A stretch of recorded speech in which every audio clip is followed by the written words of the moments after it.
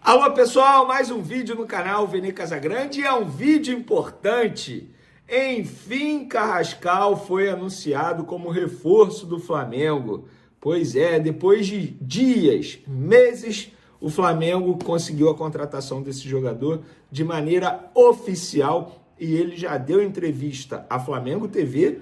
Gostei das declarações dele, citando até Ronaldinho Gaúcho, dizendo que entrou em contato com Richard Rios para saber como que é o Flamengo, conversou com o Nico de la Cruz. Rapaz, gostei da entrevista dele para a Flamengo TV, a gente vai trazer aqui também qual número de camisa ele vai usar. Liberdade para Carrascal, o jogador colombiano, enfim, foi anunciado pelo Flamengo, algo que estava todo mundo na expectativa, depois de uma longa negociação. Inclusive, internamente, eu soube que o José Boto confirmou que essa foi a negociação mais longa dele, na carreira dele como dirigente. E para quem não sabe, começou em maio e só terminou agora, em agosto, com o anúncio oficial no dia 2 de agosto, né?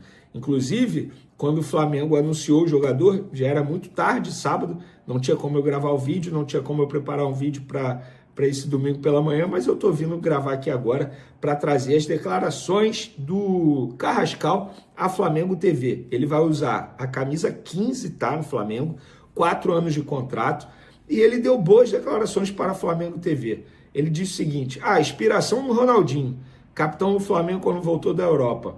Ele é minha inspiração desde criança. Nesta temporada joguei em várias posições, de ponta, de meio, de atacante, de extremo direito, não tenho posição fixa. Tento ajudar no que posso, naquilo que a equipe e o treinador me pedem. Esse tempo todo estive mais ou menos pesquisando. Na verdade, um clube muito grande da América do Sul. É um time muito competitivo, com uma grande torcida. São coisas que motivam muito a gente. Estou muito agradecido por essa oportunidade. Pela torcida que sempre me mandou mensagem. Venho para ser feliz e contribuir o meu grãozinho de areia. Venho para contribuir para alcançar os objetivos. A verdade é que venho muito motivado a dar o meu melhor e que a gente consiga alcançar os objetivos que todo grupo tem em mente. E ele revelou aqui: eu conversei com o Richard Rios, mandei mensagem para o Nico. A verdade é que estou muito feliz.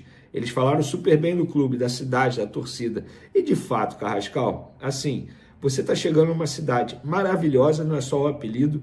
Óbvio, tem os seus defeitos, como qualquer outra cidade.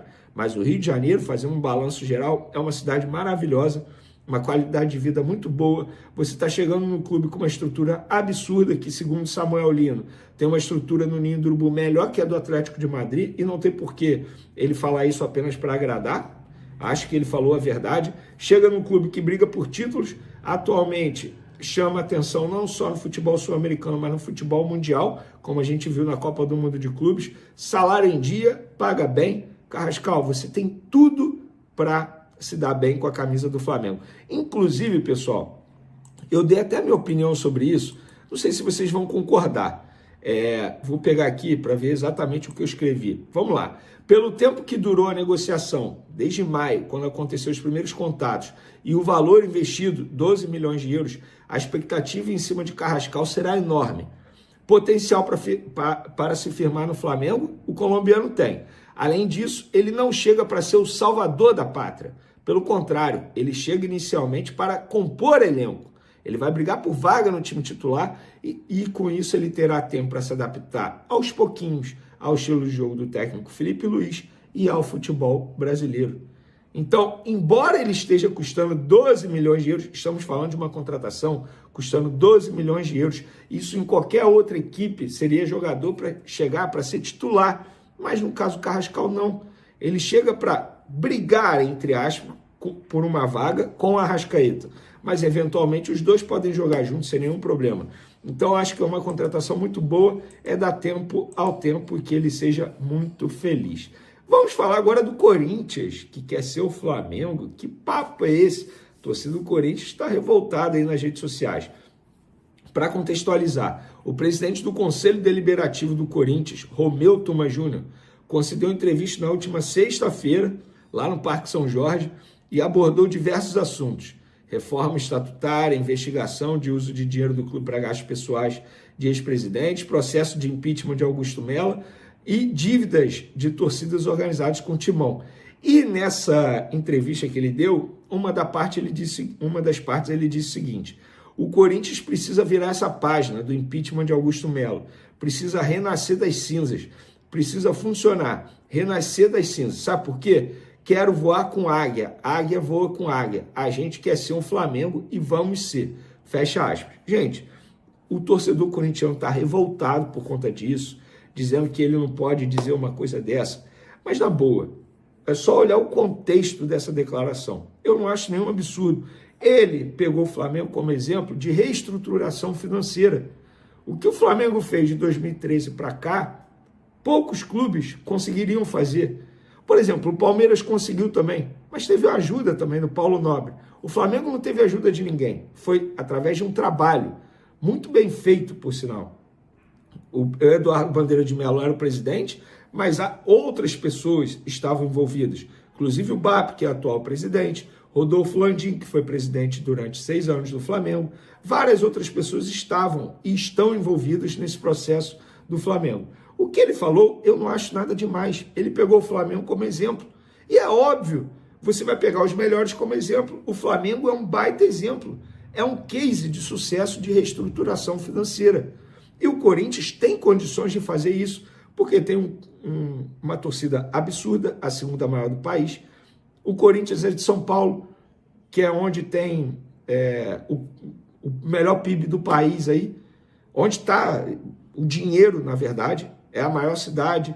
Então, gente, na boa, assim, eu não vejo nada demais ele falar isso, nada demais.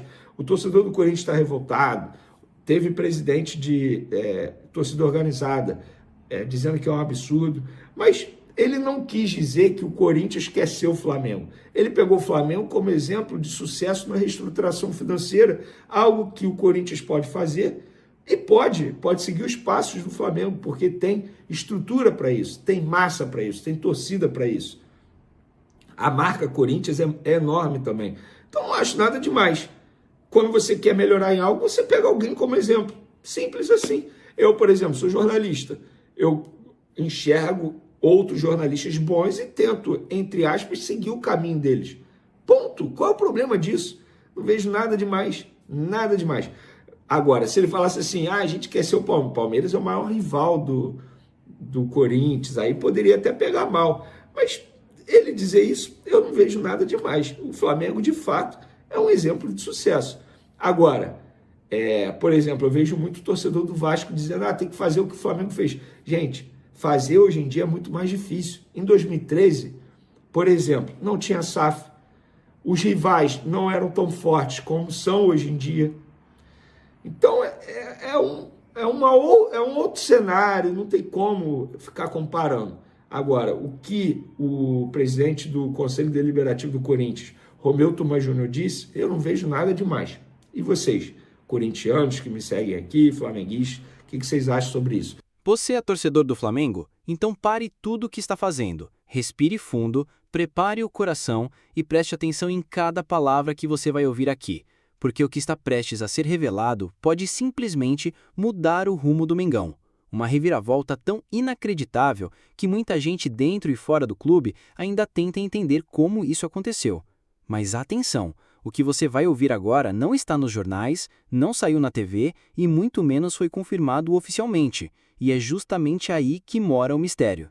Antes de continuar, inscreva-se agora no canal Bastidores do Mengão Notícias, ative as notificações e deixe sua opinião nos comentários, porque o que vem a seguir vai mexer com a cabeça de qualquer flamenguista apaixonado.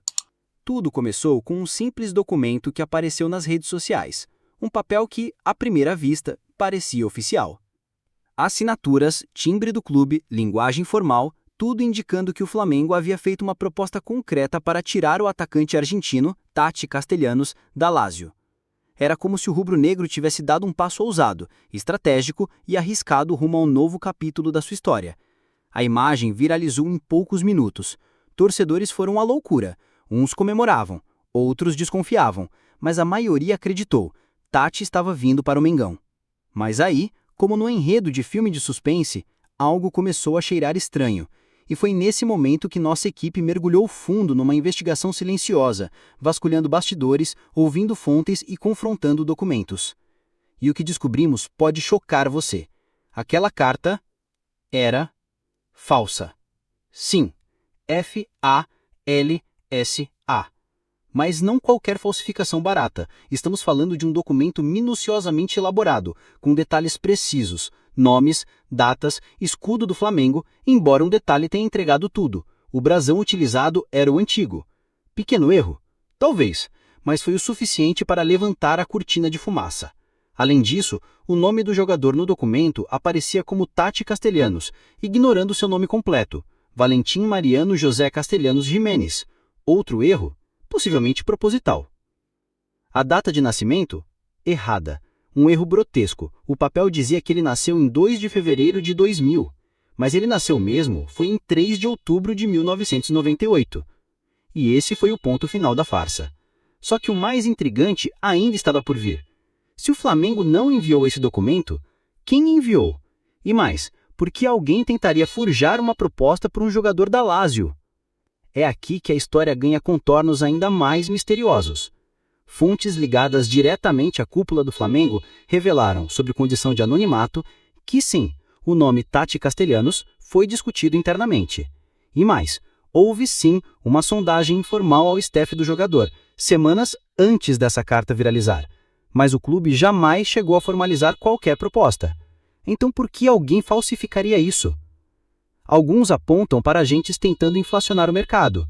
Outros acreditam que rivais, sim, adversários diretos do Flamengo, poderiam estar por trás dessa operação para desestabilizar o ambiente rubro-negro no momento crucial da temporada. Há ainda quem diga que tudo foi uma jogada midiática de empresários europeus querendo gerar buzz em torno do jogador argentino e, com isso, pressionar a Lazio a colocá-lo à venda. Mas nada disso se compara ao que descobrimos depois. A Lazio oficialmente bateu o martelo, não vende, não libera. E o diretor de futebol do clube italiano, Angelo Fabiani, foi taxativo. Nenhuma proposta foi feita pelo Flamengo e o jogador não está à venda. O que era especulação se transformou em frustração. E o sonho Tati Castellanos? Por ora, virou fumaça. Mas essa não foi a única ferida aberta no Flamengo nas últimas semanas. Você se lembra do nome Mike Johnston? Sim, o irlandês que joga no West Bromwich, da Inglaterra. A negociação estava avançada, tudo caminhava para um final feliz.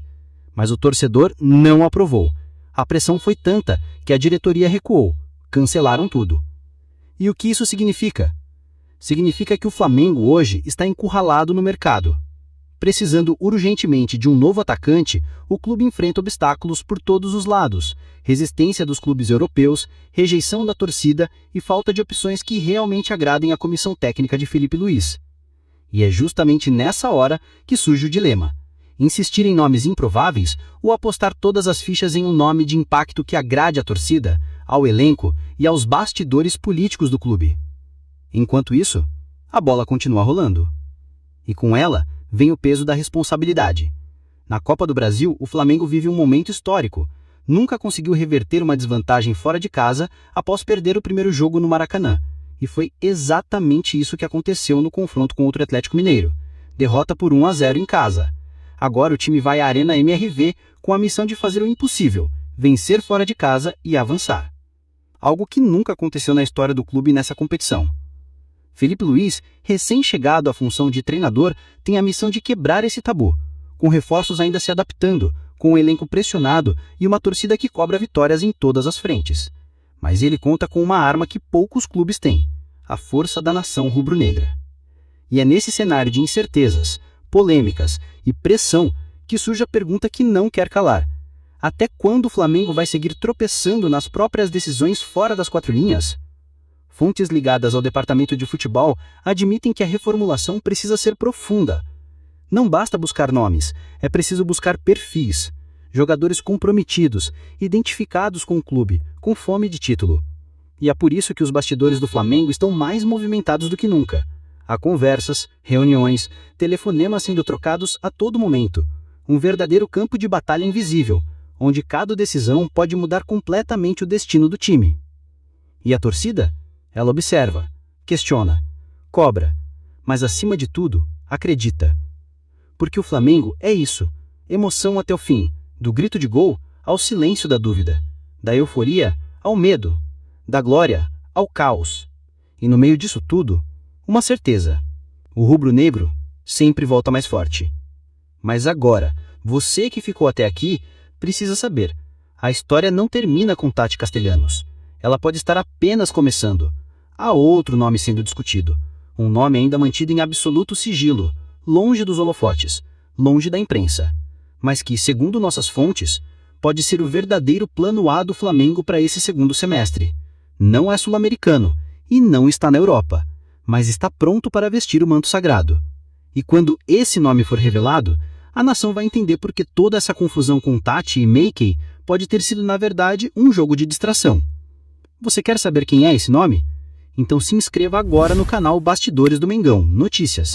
Ative as notificações e deixe sua opinião nos comentários. Porque o que vem a seguir vai mexer com a cabeça de qualquer flamenguista apaixonado. Deixe sua opinião nos comentários. Você acreditou na proposta por Tati? Acha que o Flamengo deveria insistir nele ou mirar em outro alvo? Participe, porque sua voz também ecoa nos bastidores. E lembre-se, aqui você fica por dentro do que ninguém mais ousou revelar.